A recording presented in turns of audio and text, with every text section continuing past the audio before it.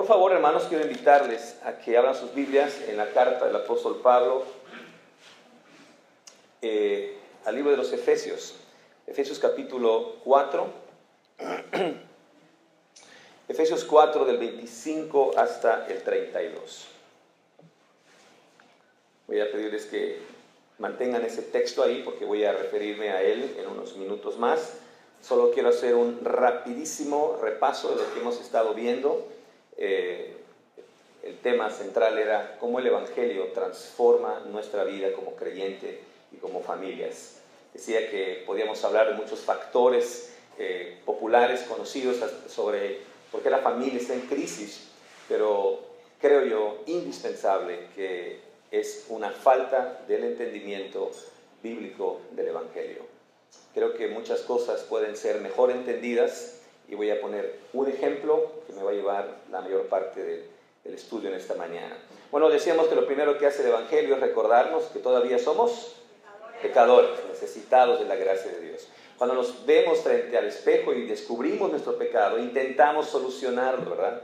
Maximizamos nuestras buenas obras, minimizamos, ¿verdad?, nuestras faltas, minimizamos las normas santas de Dios, y eso hace que el Evangelio pues se reduzca, ¿no?, o nuestro entendimiento del Evangelio. Por eso el Evangelio nos ofrece a Cristo Jesús, nos ofrece un Redentor que murió por nosotros, que llevó nuestra culpa, que fue castigado, ¿verdad?, por nuestros pecados. Y esto, yo les decía ayer, significa que no tenemos por qué escondernos, no tenemos por qué tratar de evitar, ¿verdad?, nuestras faltas, sino simplemente decir, bueno, sí, he pecado y necesito ser perdonado, necesito acercarme a la gracia de Dios. Pero no solamente eso, decía que Cristo Jesús no solamente murió por nuestros pecados, sino que vivió la vida perfecta que Dios demanda y lo hizo en nuestro lugar.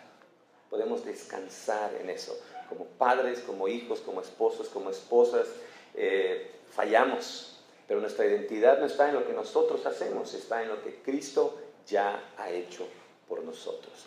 Y bueno, solamente así podemos entender que el Evangelio es el único combustible inagotable para vivir como Dios manda. Dice el apóstol Pedro en la segunda carta, capítulo 1, versículo 3, que todas las cosas que pertenecen a la vida y a la piedad nos han sido dadas. Todo lo que tú y yo necesitamos para vivir como Dios quiere, ya se nos ha dado. ¿Y en dónde? En el Evangelio.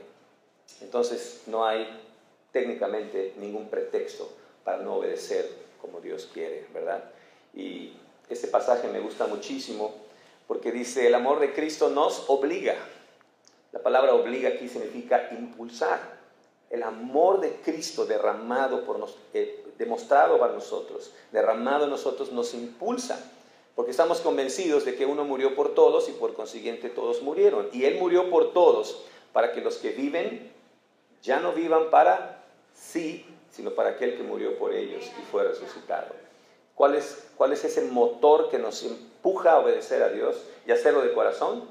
El amor de Cristo, el Evangelio, el Calvario. Nunca lo olviden. ¿Saben? Cuando pensaba yo en este tema y pensé en la denominación, me sentí como venir a venderles una soda a la Coca-Cola, ¿no? Porque ustedes, la denominación tiene como lema central o nombre central el Evangelio, ¿no? Me sentí así un poquito, bueno, pues es como venir a ofrecer productos a alguien que lo tiene, ¿no? Y creo que Dios va a usar esto para afirmar nuestras convicciones. Ok, el Evangelio nos impulsa a vivir en obediencia, les decía yo ayer, en respuesta a la gracia que se nos ha mostrado, no para conseguirla, ya se nos ha dado. Respondemos siempre, siempre es una respuesta, y esto siempre ha sido así. ¿Cómo comienzan los 10 mandamientos? Bueno, es una pregunta capciosa que yo hago, porque generalmente cuando hago esa pregunta la gente dice, bueno, los 10 mandamientos comienzan con no tendrás dioses ajenos delante de mí, o sea, con el primer mandamiento. Digo, no es cierto. Los 10 mandamientos comienzan con una declaración de la gracia de Dios. Yo soy Jehová tu Dios, que te saqué de la tierra de Egipto, de casa de servidumbre. Lo primero que hace Dios siempre es dar el primer paso. Yo te he salvado, tú eres mío, y estas son algunas maneras en que tú puedes vivir para mí. ¿Estamos de acuerdo? Esa es la forma, no cambiemos ese bendito orden. Lo obedecemos para agradarlo, para honrarlo. Traemos gozo a su corazón cuando hacemos lo que Dios nos quiere. Por supuesto que lo obedecemos para crecer en la imagen de Cristo. Estamos siendo conformados en la imagen de Jesús. Un día tú y yo vamos a pensar como Jesús, vamos a amar como Jesús, vamos a hablar como Jesús. Y ahí en eso nos estamos convirtiendo. Entonces, cuando nosotros tomamos la palabra de Dios y obedecemos sus mandamientos, estamos creciendo en esa imagen, ¿verdad? Y por supuesto nosotros obedecemos a Dios porque hay consecuencias naturales de nuestra desobediencia. Y Dios nos ha dicho lo que tenemos que hacer para evitar recibir las consecuencias de nuestro pecado o, como dice Hebreos capítulo 12, las consecuencias de nuestra indisciplina. Dios castiga, Dios disciplina a todo aquel que toma por hijo. ¿Okay? Bien, bueno, nada más un check-up, un checklist, mejor dicho, de cómo puedo saber si el Evangelio está funcionando como el sistema operativo, ¿no? Bueno, creo que una de esas maneras es que empezamos a vernos más como pecadores que como víctimas de las circunstancias. Nos encanta vernos como lo que la gente ha hecho de nosotros, ¿no? Hay personas que creo que cuando lleguen al cielo, lo primero que piensan que Dios les va a preguntar es, ¿qué te hicieron, hijito? Y no más cómo te trataron, ¿no? Y no dudo que el Señor pueda preguntarnos eso, pero creo que la segunda pregunta va a ser, ¿y qué hiciste? ¿Cómo respondiste, no? Bueno, cuando el Evangelio está funcionando correctamente, te das cuenta entonces que tu mayor problema no está fuera, sino está dentro de ti. Eres tú el principal problema. Otra evidencia muy clara es que el arrepentimiento y la confesión de pecados no es un evento que ocurre cada año bisiesto, sino es un asunto de todos los días. Hablamos mucho de las 95 tesis de Martín Lutero y de la Reforma. Una vez yo le pregunté a unos pastores, hermanos, ¿me pueden decir ustedes cuál fue la primera tesis? La primera tesis. Bueno, la primera tesis de Martín Lutero decía, cuando el Señor Jesús dijo arrepentíos, nos estaba llamando a toda una vida de arrepentimiento. Arrepentimiento no es aquel día en que te convertiste. Arrepentimiento es lo que tienes que hacer todos los días, reconociendo tu incapacidad de agradar a Dios por tus propios recursos. Como resultado de este estilo de vida, entonces tu adoración al Señor, tu tiempo devocional, cuando cantamos la alabanza a Dios, se vuelve más intensa. Estoy escuchando una serie de ideas y estrategias para que la adoración se vuelva más intensa, más apasionada. Y hay muchas cosas por ahí que había que considerarlas. Canten el Evangelio. ¿Qué cosa más grande hay para un creyente que saber que Cristo murió por sus pecados? A medida que entonces nuestro entendimiento del Evangelio se hace más concreto, nuestra adoración a Dios fluirá casi automáticamente. Obedecemos a Dios por el placer de agradarlo y no para conseguir puntos, ¿verdad? Para catafixiarlo con bendiciones. O catafixiarlo para los mexicanos, era lo que hacía el hermano Chabelo todos los domingos, ¿verdad? Y cuando el Evangelio está trabajando correctamente, todas las áreas de tu vida, todas, empiezan a conectarse con las verdades centrales del Evangelio. Miren, cuando les hablamos a los chavos acerca de la pureza sexual, ¿verdad? Generalmente he asistido a muchas conferencias y los predicadores hacen lo que yo llamo el evangelismo de terror. No tengan sexo antes de casarse porque se pueden enfermar y se pueden morir, ¿no? O a las chavas, bueno, imagínense quedar embarazadas y arruinar tu vida, tus sueños, ¿no? Por supuesto que son consecuencias obvias. Pero ¿qué es lo que hace el apóstol Pablo cuando nos llama a vivir en pureza sexual? 1 Corintios capítulo 6, versículos 9 y 10. Dice, huyan de la fornicación. Ustedes han sido comprados a precio de sangre. Así que ustedes son el templo del Espíritu Santo. Han sido comprados, no se pertenece el Evangelio. Glorifiquen a Dios entonces en el cuerpo y en espíritu, los cuales son de Dios. ¿Se dan cuenta? Es el Evangelio. Por supuesto hay consecuencias, pero la verdad central, el eje central es esta verdad de que Cristo murió por nosotros. Liderazgo, hay libros y libros y libros, las leyes, 21 leyes irrefutables de liderazgo, bro. Buenísimas. Pero aquí les va cómo el Evangelio se conecta con el liderazgo. Jesús dijo en una ocasión, miren, los reyes de la tierra, los grandes, los poderosos, se enseñorean de las gentes, se apoderan de ellos, los toman, los usan a conveniencia. Pero Jesús dijo, entre vosotros no será así. El que quiera ser grande tendrá que ser servidor de los demás.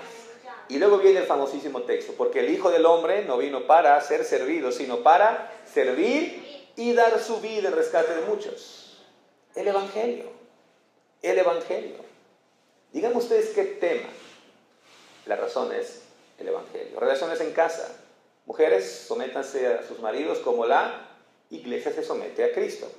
Esposos, amen a sus esposas como Cristo amó a la iglesia y el cual se entregó. El Evangelio. ¿Se dan cuenta? Todo desemboca en esta verdad que es el Evangelio. Nuestra tarea es cómo conectar el Evangelio con todas las áreas de la vida. Muy bien. Vamos ahora a mirar, bueno, esta frase me encanta. Dice, el Evangelio no es el mensaje más importante que debemos escuchar. Es el único mensaje esencial que necesitamos escuchar. Todo lo que escriba este varón, por favor, léanlo, háganse un favor. Muy, muy buen autor, muy sensato. Y uno de mis héroes escribió esto. Yo cuando lo leí dije, creo que mi inglés no está funcionando. Él dijo, la cosa más importante es lograr que la cosa más importante siga siendo la cosa más importante. Creo que está en otro nivel, ¿verdad? Yo no alcanzo a llegar a eso. Pero, ¿cuál es la cosa más importante? El Evangelio. Nada más. Bien, vamos entonces a ver cómo se conecta el Evangelio con nuestras palabras. ¿Sí? Y bueno, pues hay muchas realidades acerca del Evangelio, de la comunicación. Una de ellas es que todos hablamos, ¿verdad? Todos nos comunicamos. Es imposible no comunicarse. Cuando no estás comunicándote, estás comunicando, ¿no? Gente que está ahí cruzada de brazos, diciendo no me hablen. Están diciendo eso, no me hables. Se están comunicando. Todos hablamos, todos nos comunicamos. Algunos hablamos de más, otros hablan de menos, ¿verdad? A algunos hay que decirle, a ver, párale tantito, ya me mareaste, ¿no? Y a otros parece que hay que sacarle las palabras a cucharadas. ¿Se acuerdan de fíjense, con los adolescentes sucede mucho esto, ¿verdad? Cuando estaban niños, cuando estaban chiquititos, ¿se acuerdan? Venían, papi, fíjate, bueno, espérame tantito. Y el chamaco llegaba después, papá, fíjate, espérame, estoy muy cansado. ¿Qué pasa cuando esos niños se convierten en adolescentes? Las cosas se invierten, ¿verdad? Hijo, por favor, ¿qué tienes? Habla, no, está bien, ¿no? Se invierten los papeles, los chavos no hablan, los adolescentes no hablan. Mi teoría, así muy rápidamente, es que cuando ellos estaban pequeños y querían escuchar a sus padres, nosotros estábamos muy ocupados. Y dijeron, bueno, pues creo que este señor, esa señora, no sé si es mi papá y mi mamá, no sé, pero... Y las cosas cambian. Y entonces los papás estamos ahí en ayuno y oración, ¿verdad? Para que hablen nuestros hijos y nos digan qué onda. Unos son más espontáneos, otros más reservados. Y ahora que estamos en la era de la tecnología, es increíble cómo podemos comunicarnos en un instante. En un instante. No sé si ustedes se acuerdan cuando escribían cartas. El proceso de escribir cartas, esto era todo un arte, ¿verdad? Y algunas plumas tenían una tinta perfumada, ¿no? Y las personas escribían y se llevaba, podían ser, no sé, una hora, y luego el arte de poner en el sobre, sellarlo, enviarlo, y la expectación, ¿verdad?, de que llegue. Al menos, no sé, aquí es más rápido, pero eran 15 días para que llegara una carta. Y si la persona a la que le escribías le caías bien o le importabas, bueno, pues te respondía el mismo día y pasaban otros 15 días si el servicio postal mexicano no se le perdía o no se la transaba por ahí, ¿verdad? Y no sé si recuerdan aquella expectación. Si tienes menos de 30 años no sabes de qué estoy hablando, lo siento, luego podemos hablar, ¿no? Y la expectación, ¿verdad? Y cuando llegaba el cartero era así como la trompeta final, ¿verdad? Que se escuchaba y ¡qué padre! ¡Qué padre! Luego descubrías que no era para ti, era para otra persona. Bueno, todos nos comunicamos. Otra de las grandes realidades de la comunicación es que nuestras vidas están marcadas no solamente por las palabras, sino también por los silencios, ¿verdad? Palabras que han marcado definitivamente nuestra vida. ¿Se acuerdan ustedes cuando después de hacer todo el rollo, todo el verbo, varones, les dijeron, ok, te voy a dar chance, quiero ser tu novia? O cuando les dieron el aviso, ¿verdad? Felicidades, van ustedes a ser papás, ¿no? O si estaban casados y todo iba bien, pues sí fue de alegría, pero si no, pues creo que fue, ¿no? Algo pasó por ahí. Pero también los silencios han marcado nuestras vidas. ¿Se acuerdan aquel famoso himno Volverte a ver del hermano Alex Sintek? Nos faltaron dos palabras y sabernos perdonar. Qué fácil era haber dicho, lo siento. ¿Conocen no es una alabanza, perdón, es una canción mundana. Pero toda la canción dice, por volverte a ver, lo que daría cualquier cosa por volverte a ver. Yo digo, oye, qué tonto fuiste. O sea, nada más pudiste haber dicho, lo siento, y ya estarías feliz de la vida. Pero toda una canción, toda una vida buscando al amor por no haber dicho lo correcto, ¿verdad? Silencios también son importantes. Ahora, en el campo de la comunicación, me parece que hay dos extremos que debemos evitar y en los cuales generalmente caemos como personas y como cristianos. Y lo hacemos porque seguimos el ideal del mundo. Por ejemplo, hay personas que dicen, no sé, pero yo digo todo lo que pienso, ¿ok? No le caigo muy bien a mucha gente, pero yo así soy. Y dicen, yo no soy ningún hipócrita, ¿no? Yo digo las cosas a quien sea. Y bueno, algunos, en la psicología y en la teoría de la comunicación hay una palabra ahí muy, muy rimbombante, que es la palabra asertividad. Yo soy una persona asertiva, digo todo lo que yo pienso. Mi pregunta es, ¿debemos ser así? ¿Los cristianos debemos decir todo lo que pensamos?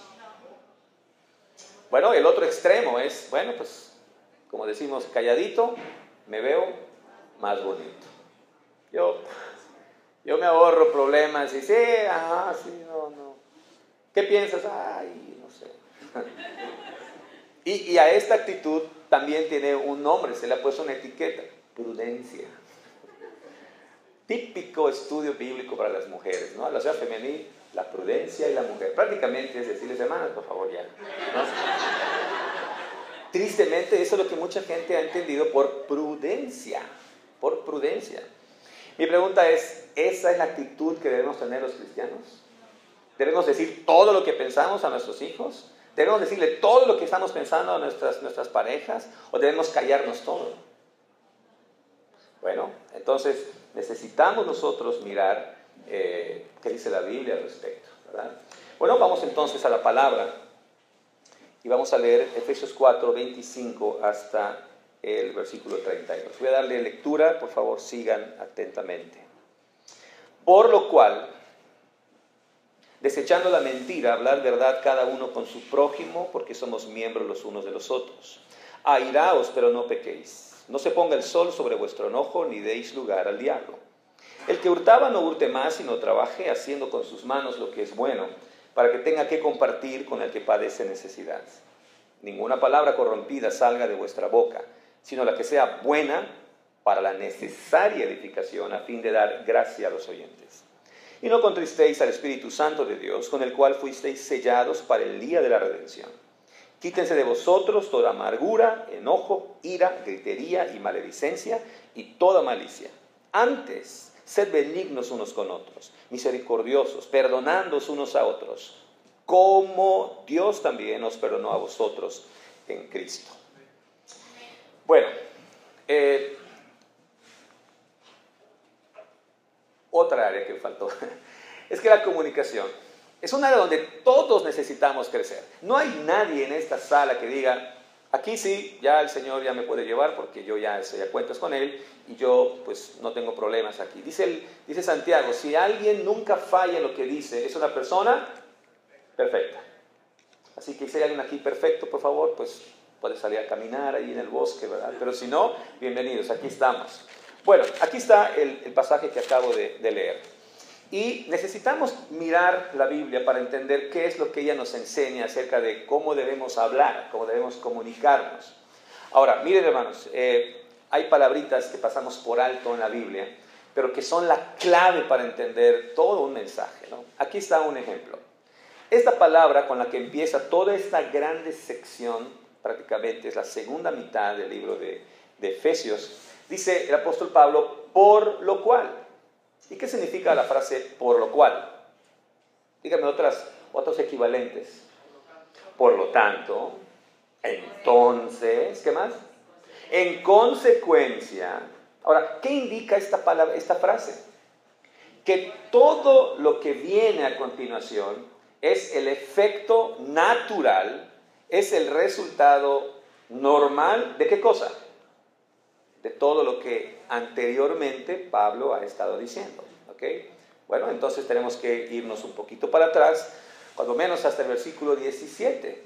Y el apóstol Pablo dice, esto pues digo y requiero en el Señor que ya no andéis como ¿quiénes? Como los otros gentiles. ¿Ok? Pablo está hablando de los otros efesios que no conocían al Señor, y ahí el apóstol Pablo nos dice cuáles son las características, ¿verdad?, de una persona que no ha conocido a Cristo Jesús, ¿verdad? Empieza a describir cuál es esa condición perdida. Luego dice en el versículo 20, mas vosotros no habéis aprendido así a Cristo. Otra vez Pablo está trazando una línea divisoria entre los creyentes y los no creyentes, ¿verdad? Y dice allá en el versículo 22, en cuanto a la pasada manera de vivir, despojados del viejo hombre que está viciado y renovados en el nuevo hombre. Ok, ¿qué acaba de decir Pablo hasta este punto? ¿De qué está hablando Pablo? De la vida anterior y la vida nueva. ¿Ok? Entonces viene, por lo cual, entonces, desechando la mentira, y ahí hasta el final. ¿Por qué hago hincapié aquí, hermanos? Porque la Biblia, particularmente en estas segundas mitades, en las cartas apostólicas, no son un conjunto de buenas ideas para vivir. Lo que Pablo va a hablar a continuación no es una serie de tips para una vida buena, para una vida cómoda. Para eso están muchos autores por allá en el mundo que dicen cosas interesantes. No, mis amados hermanos.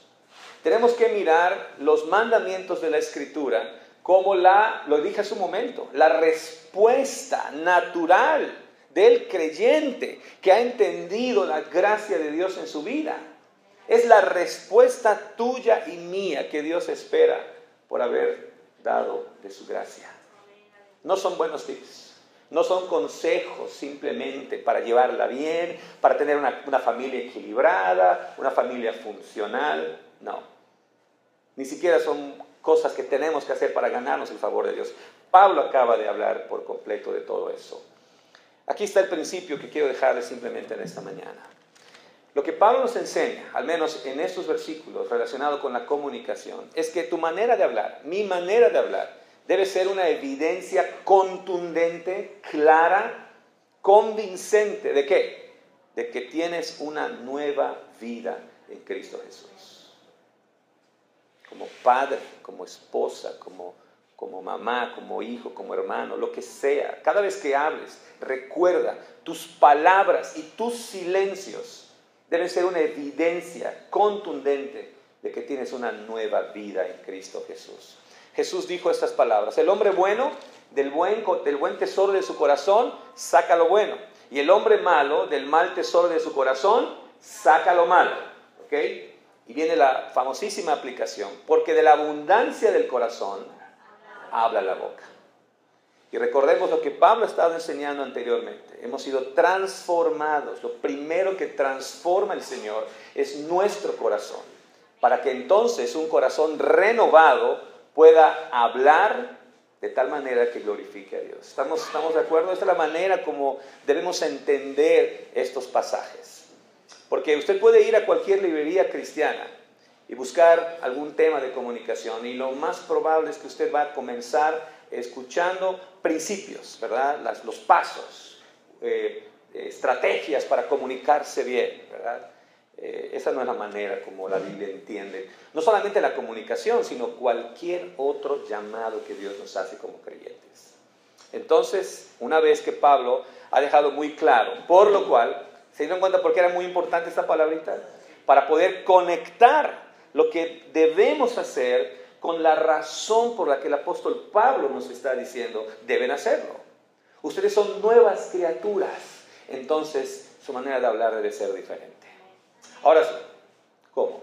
¿Cuáles son esas maneras, esos principios para una nueva perspectiva de la comunicación? Bueno, dice el apóstol Pablo en el versículo 25, por lo cual, desechando, ¿qué cosa? La mentira. Bueno, un primer principio es que debemos hablar con veracidad y no con mentira. Hace varios años leía un artículo de los esquimales. Bueno, ustedes los tienen más cerca que nosotros. Qué bueno que pueden ir a verlos, ¿no?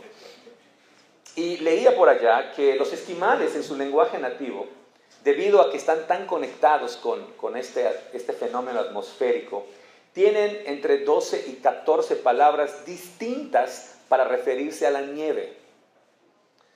Cuando alguien que vive en el trópico y la única nieve que conoce son los raspados de sabores, pues es un poco difícil entender cuántas palabras, cuántas formas diferentes de nieve hay, ¿no? Yo pensé que se referían a los sabores. No, son diferentes tipos de nieve. En mi cabeza solo hay nieve y aguanieve. Probablemente ustedes conozcan un poquito más, ¿no? ¿Pero qué tiene que ver eso de los esquimales con la comunicación bíblica? Los esquimales están tan metidos en esta condición atmosférica que pueden distinguir más de un tipo. Nosotros como pecadores estamos tan inmersos en la mentira que podemos distinguir más de un tipo de nieve, más de un tipo de mentira, ¿no? ¿Cómo cuáles? Bueno, la primera, la descarada, ¿no? La mentira directa. ¿Dónde estuviste? En la iglesia. No, pues estuvo cerrada hoy. En Mérida hay cantinas, hay bares que se llaman, y hay uno que se llama El Quirófano. ¿Te imaginas? En el quirófano, ¿no? Y hay uno que se llama El Templo. Voy a ir a demandarlos ahí porque no deben usar eso, ¿no? Bueno, voy a intentar. La mentira directa, ¿ok? Así, de frente, descarada, obscena, ¿no? Pero, ¿qué les parece la mentira piadosa? Bueno, ¿no? Bueno, no hay nada de bueno en una mentira piadosa, ¿no? Estuvimos en una crisis hace unas semanas porque le quisimos hacer esa fiesta sorpresa a mi hija Valeria, ¿no? Ella esperaba su fiesta sorpresa. 3 años seguidos se nos salió del control y se enteró, ¿no? Entonces la única manera era hacerlo por adelantado.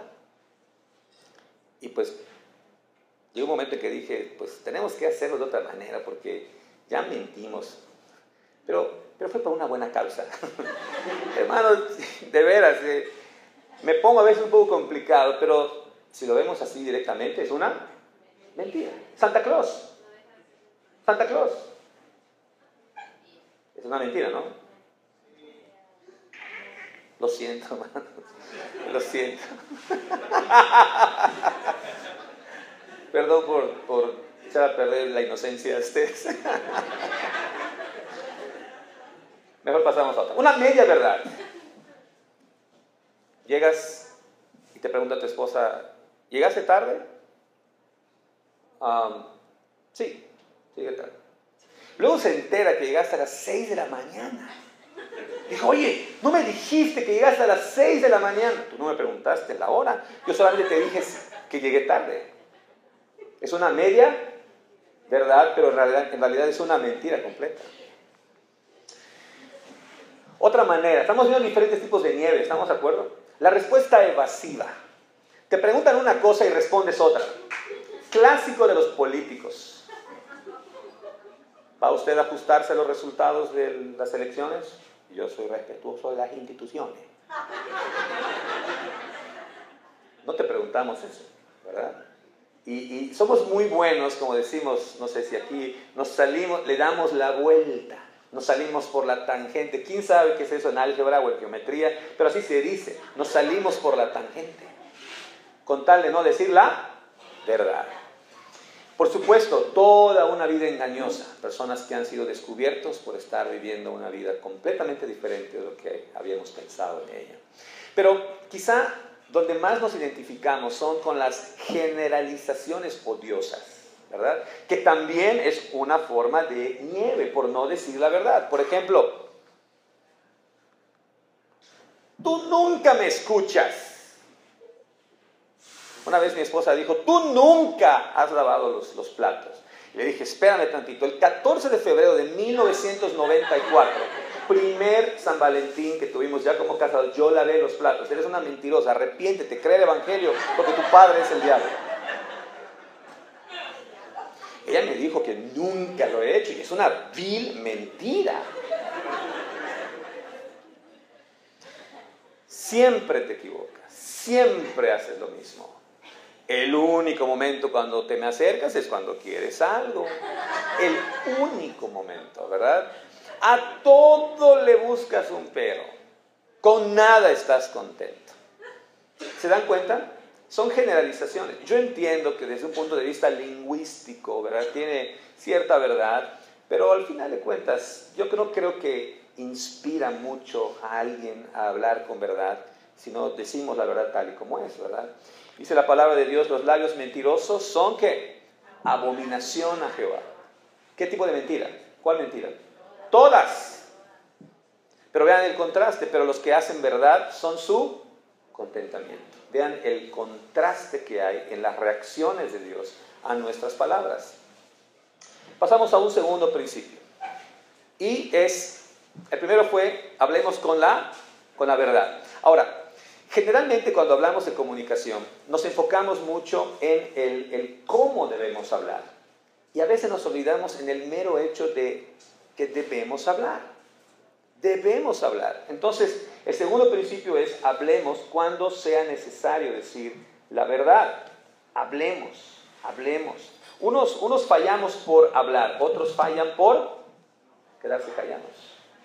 Dice la palabra del Señor, otra vez, desechando la mentira, hablad verdad cada uno con su prójimo.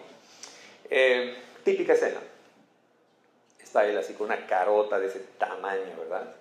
Y la hermana viene, ¿qué te pasa, mi amor? Nada. No, de veras, ¿estás enojado? No estoy enojado, ¿no? O sea, esos mensajes contradictorios, ¿ok? O al revés, ¿no? A veces es la hermana. Hermanas, hablen, ¿no? Hablen, hay tiempo de hablar y hay tiempo de callar, por supuesto, ¿no? Otra manera en que violamos esto es con algunas insinuaciones. Por ejemplo, estás viendo una película romántica y el caballero le abre la puerta, le lleva flores, bien arregladito, perfumadito, y dices, a ella sí la quiere.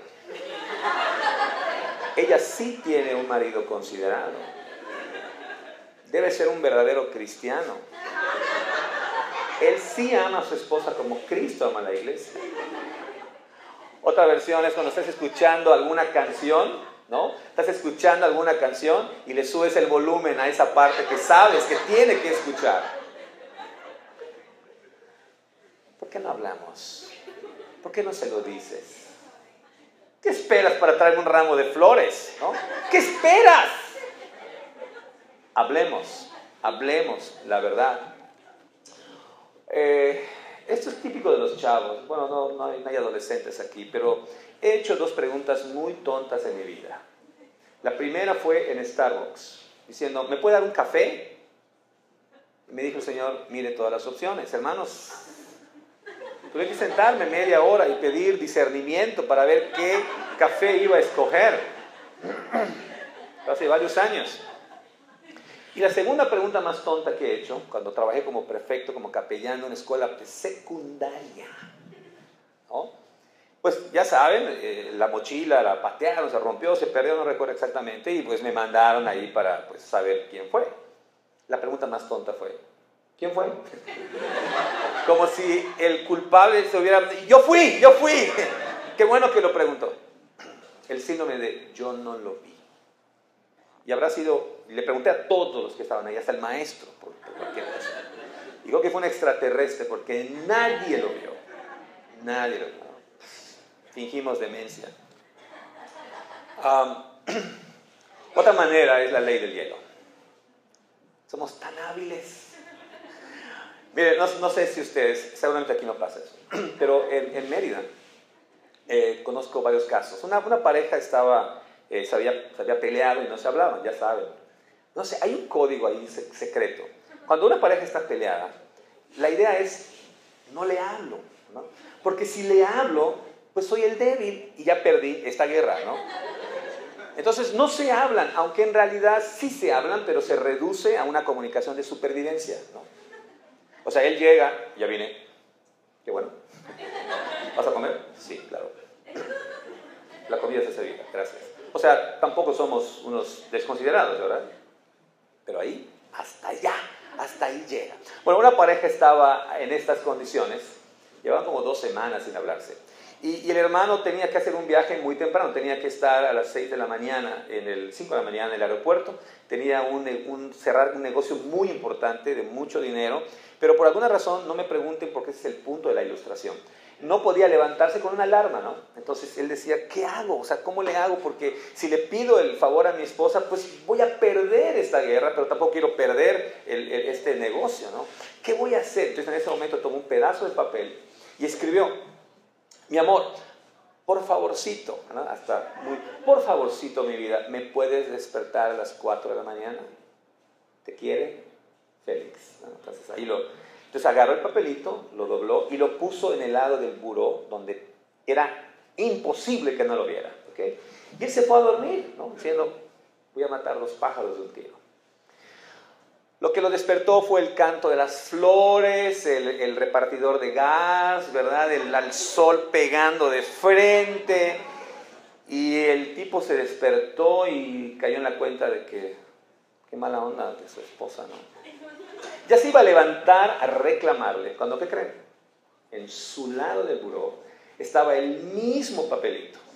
Lo dobló y decía, mi amor, ya son las 4 de la mañana. Por favor, despiértate y que tengas un excelente viaje.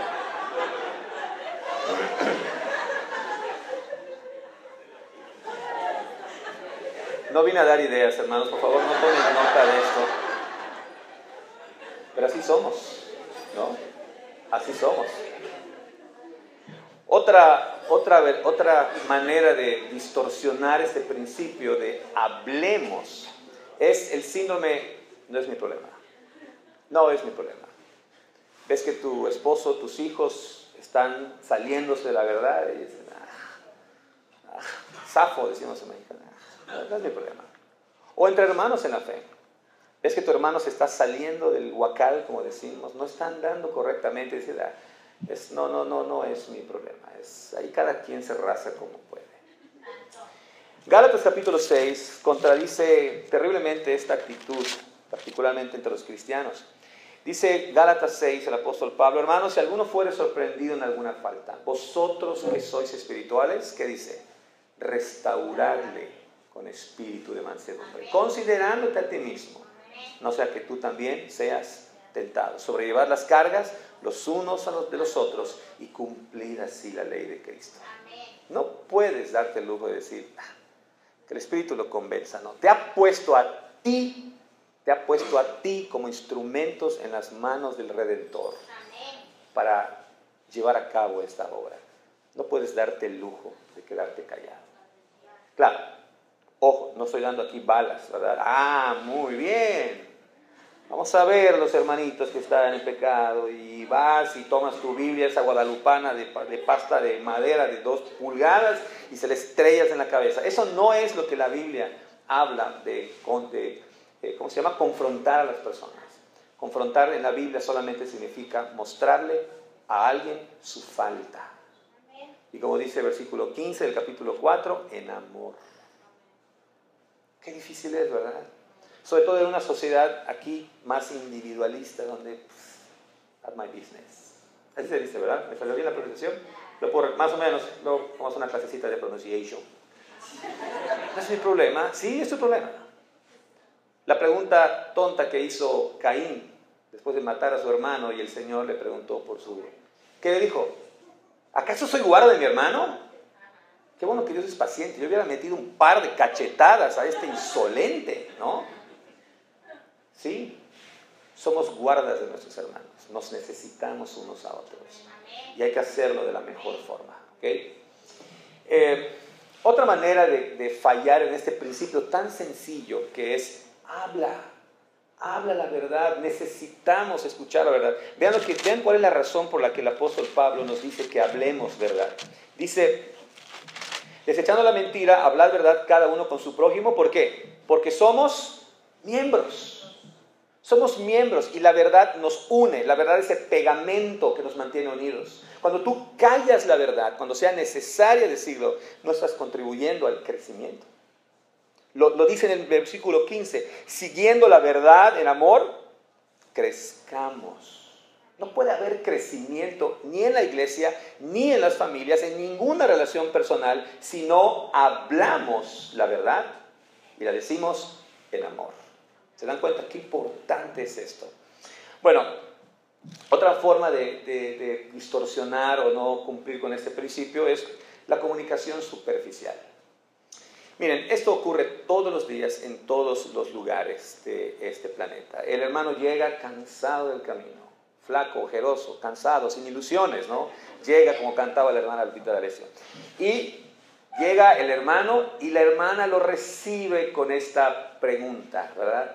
¿Cómo te fue, mi amor? Un poco pesado para unos hermanos escuchar esta pregunta. Miren, después de hacer varios estudios lingüísticos, ¿verdad?, intraculturales, les voy a dar la traducción oficial de lo que una mujer quiere decir cuando le pregunta a su marido que llega del trabajo, ¿cómo te fue, mi amor? ¿Ok?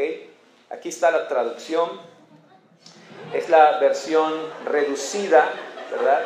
Es la versión reducida, así, con... O sea, lamento que no sea tan claro, ¿verdad? Pero omití muchísimos detalles. Mi vida, no has estado cerca de mí en todo el día y necesito que me reportes lo que has... Bueno, lo pongo por acá. Lo que has hecho cada segundo que ha transcurrido. Así que cuéntame con lujo de detalle qué hiciste, qué pensaste, con quién estuviste, quién conversaste, de qué hablaste, qué supiste, a quién miraste, a quién te encontraste. Quiero saber exactamente todo lo que ha pasado contigo desde que nos despedimos esta mañana. Y cuidado con esconder algún detalle importante. ¡Habla! Hermanos varones, ustedes lo saben bien. Cuando las esposas nos hacen una pregunta, no lo hacen porque no saben la respuesta. Lo hacen porque ya la saben y esperan que tú la digas y completa.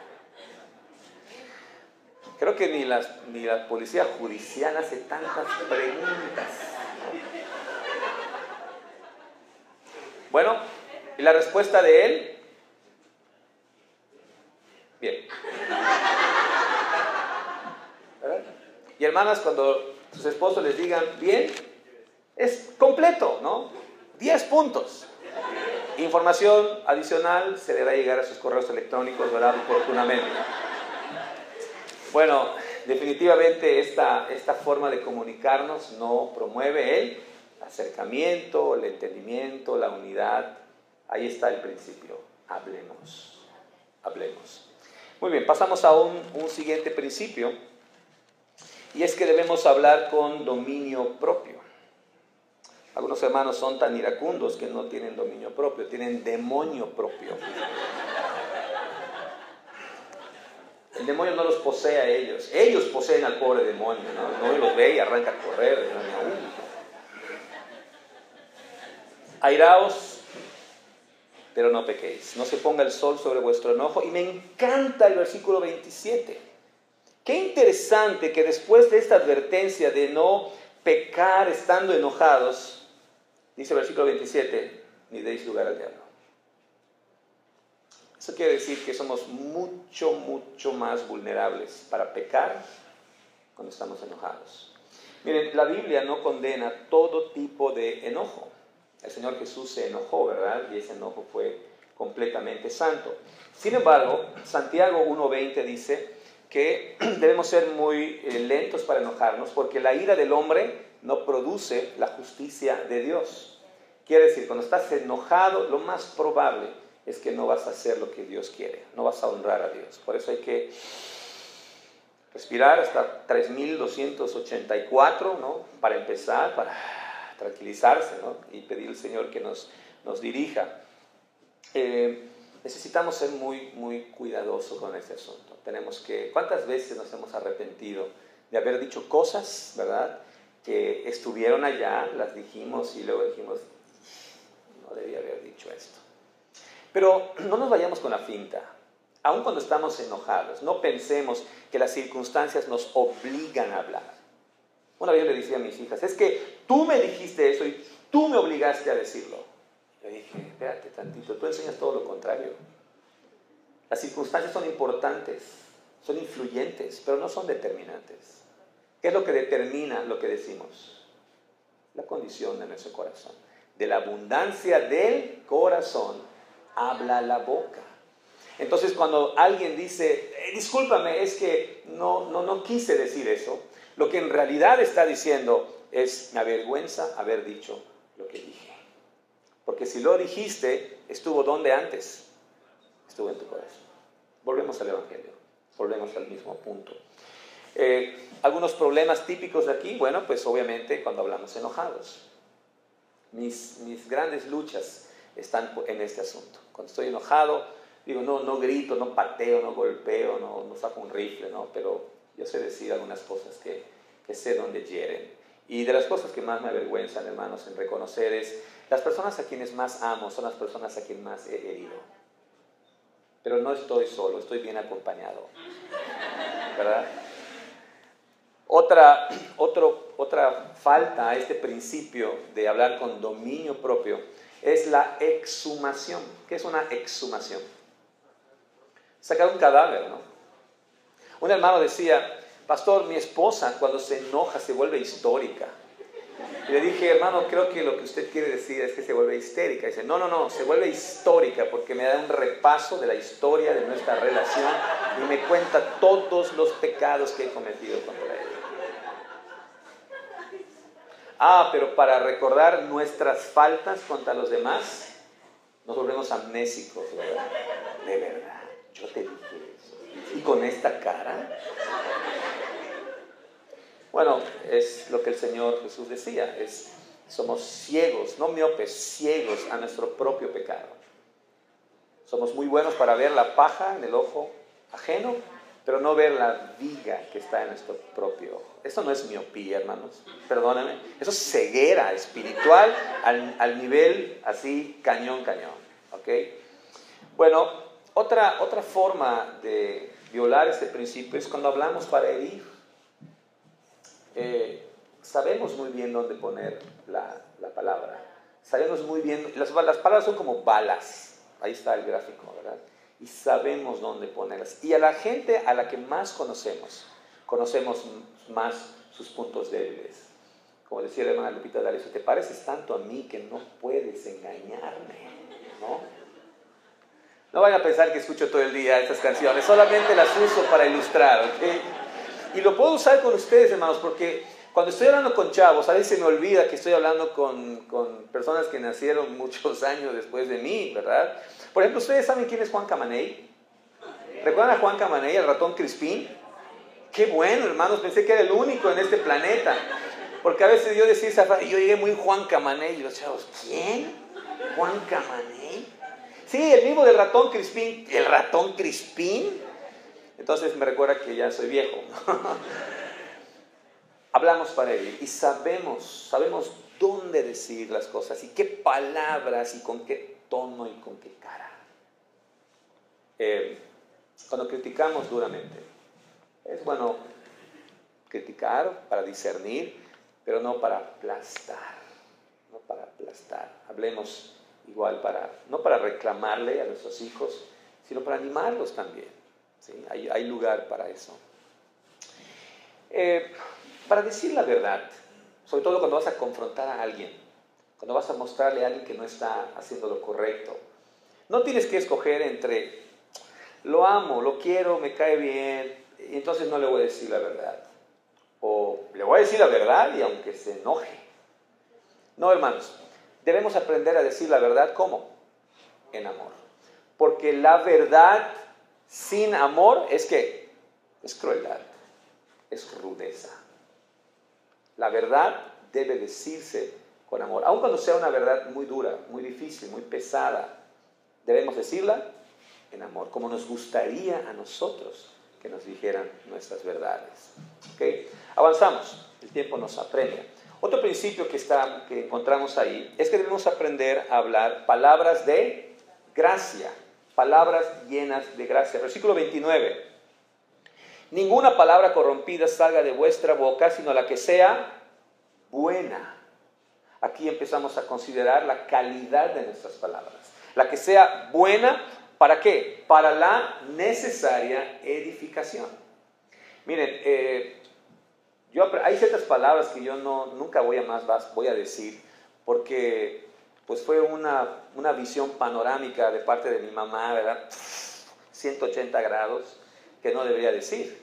Y es muy probable que muchos de nosotros crecimos con la idea de que hablar correctamente es no decir ciertas palabras, ¿verdad? Como aquí dicen los gringos, con las palabras con F, ¿no? Esas palabras que no se deben pronunciar. Y parece ser que en la mentalidad de mucha gente, hablar bíblicamente o hablar correctamente es no decir ciertas palabras que están ahí.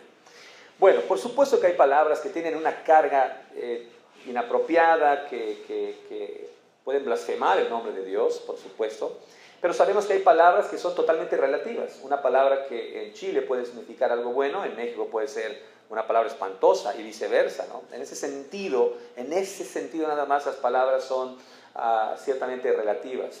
Pero aquí estamos hablando del principio bíblico. Para la Biblia, la nueva comunicación no tanto es un asunto de léxico, sino de intención. Debemos hablar palabras de gracia para la necesaria ¿qué? Edificación. Tú puedes decir una palabra correcta del diccionario y usarla con una mala intención. Por ejemplo, yo me acercaba a los alumnos en la escuela y yo llegaba y les llamaba la atención y varios de ellos me decían, sí, pastor. Técnicamente, pastor en el diccionario es una palabra adecuada, pero con la intención, ¿se dan cuenta? Entonces, no es tanto en sí la palabra, hay que cuidarla, pero la intencionalidad. Sí, papá, ¿no? Lo que tú digas. ¿Se dan cuenta? No usamos ninguna palabra obscena, pero el problema es la intención. Debemos hablar palabras de gracia. Hermanos, cuando nos hablamos entre nosotros, recordemos una cosa. Somos personas redimidas. Somos el objeto de la gracia de Dios. Somos la obra de Dios. Tengamos cuidado cómo nos hablamos entre nosotros. Tengamos cuidado de usar apodos denigrantes. Conozco a una persona cercana a mi familia que le llamaba a su esposa Dina. Oye, Dina. Yo pensé, bueno, pues debe llamar Obdulina o no sé. ¿Saben por qué le decía Dina? Porque Dina es una marca de autobuses grandísimos. Cuando mi esposa escuchó y entendió eso, casi va y se tira encima a esta persona. No es posible que le hablen así. Mi esposa me dio una lista de cosas antes de casarme. Mira, hay muchas cosas que debes de considerar. Nunca en la vida se te ocurra llamarme gorda, ni gordita. No me hagas demostrarte por qué, ¿no? Y digo, por si son peras o manzanas, yo, mi amor, mi vida, cielito, lindo. Pero ella sí me dice gordo. La vida no es justa, ¿verdad? Gordita. Pero bueno, no lo puedo negar, lo que se ve no se juzga, ¿no? Pero jamás ha salido, ni en mis sueños. Y si alguna vez lo he soñado, me he arrepentido y le pedí perdón al Señor. Recuerda, cuando están enojados y somos más vulnerables para decir palabras ofensivas, recuerda que le estás hablando a una persona redimida, le estás hablando al hijo de un rey, a la hija de un rey. Miren, no tengo el disgusto de conocer a mis futuros yernos, no tengo ese disgusto, pero yo sé que estos invertebrados, según el tiempo, ya deben estar en alguna parte del planeta, ¿no? Ya deben estar respirando esas criaturas, ¿no? Y ya tengo memorizado un discurso que voy a tener con cada uno de ellos. De veras, o sea, no va a ser fácil. Y seré muy pastor y muy cristiano y todo lo que ustedes quieran, pero como suegro, ¿verdad? Me van a conocer. Oren por mí. Cuando yo los vea va a ser un odio a primera vista, ¿no? Y de las cosas que le voy a decir, ten cuidado cómo tratas a mi hija. Trátala con mucho cuidado, porque te voy a buscar. Yo, que soy un padre malo, pecador, experimento esta indignación, ¿verdad?, del maltrato a mis hijas. ¿Cómo reacciona Dios? cuando como esposos no tratamos dignamente a sus hijos y a sus hijas. No podemos hacer menos de lo que Dios espera de nosotros. Usar palabras crueles, frases que golpean, que denigran, no animan a la santificación. Yo conozco parejas, ven acá tú, estupidito, ven acá tú, animalito.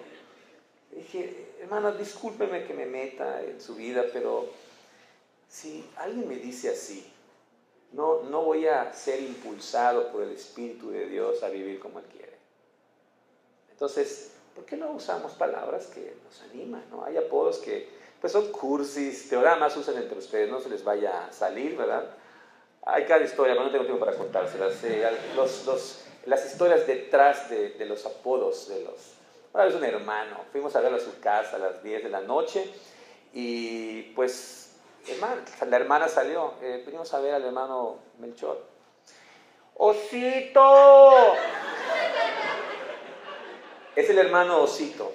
Algunos no saben cómo se llama, pero saben que es el Osito, ¿no? Y pues ahí fue una metidita de pata, ¿no? Seguimos.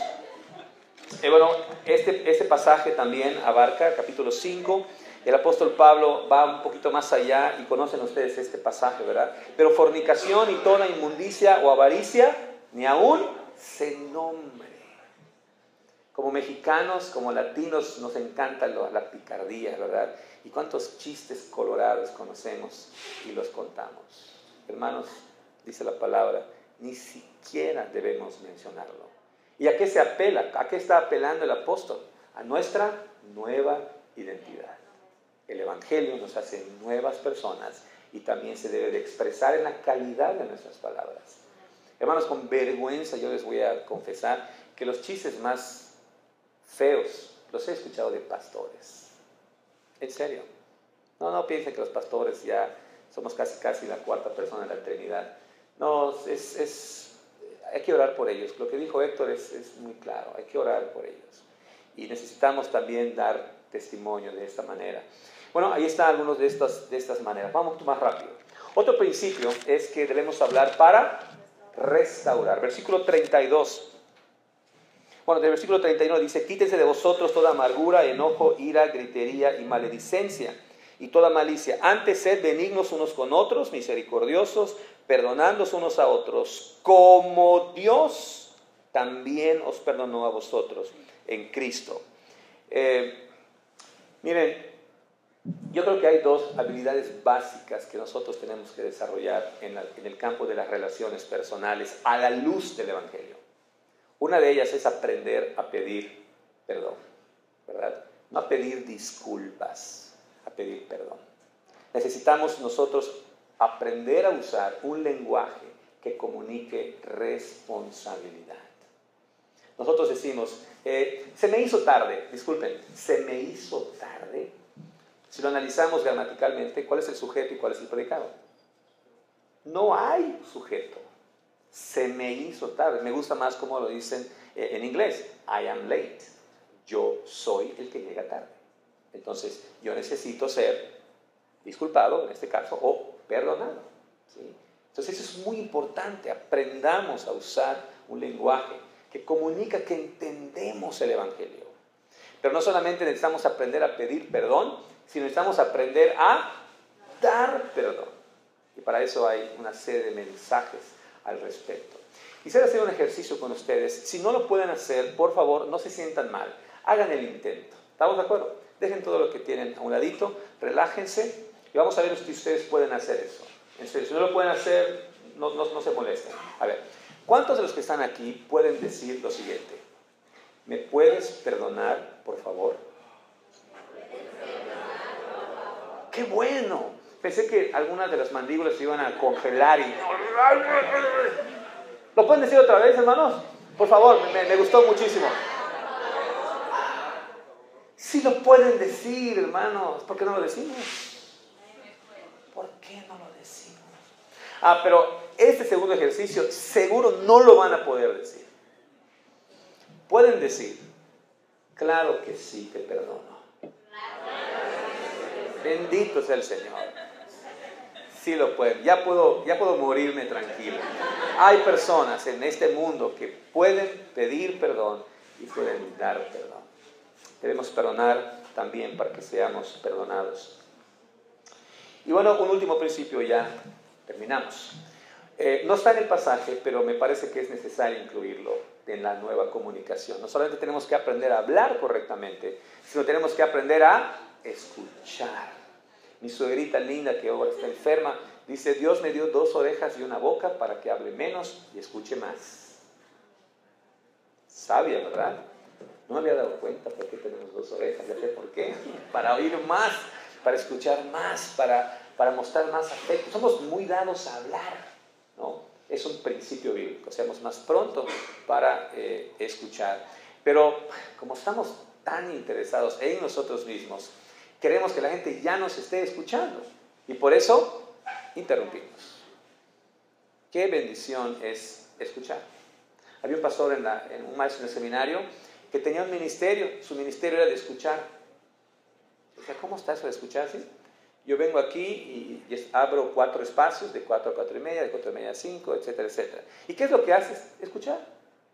Bueno, pero después supongo que le das el estudio bíblico. No, solo escuchar. Los seminaristas llegan, se sientan, echan el verbo, terminan llorando, el hermano escucha. Si acaso, dice, si es necesario, oro por ellos. Y se acabó.